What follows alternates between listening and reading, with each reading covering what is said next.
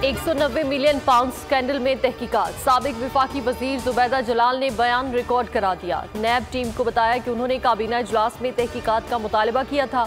190 million pound Pakistan का असासा है और वापस आना चाहिए। मेरे इसरार के बावजूद साबिक वजीर आजम ने किसी की एक ना सुनी।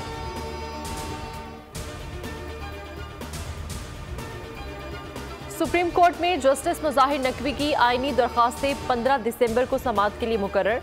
जस्टिस अमीनुद्दीन खान की सरबराही में 3 रुकनी स्पेशल बेंच तश्कील। जस्टिस जमाल मंदुखील और जस्टिस नुसरत हलाली बेंच का हिस्सा होंगी। जस्टिस मुजाहिर नकवी ने सुप्रीम जुडिशल काउंसिल की कार्रवाई और शोकाज चैलेंज कर रखे हैं। आम इंतखाबात के लिए अहम तकरीरियाँ आखिरी मरहले में दाखिल। इलेक्शन अमले की तकरीरों पर काम तेज। रिटर्निंग अफसरान की तकरीरों पर तजावीज़ तैयार कर ली गई। 3 से 4 रोज में आरोज की मंजूरी दी जाएगी।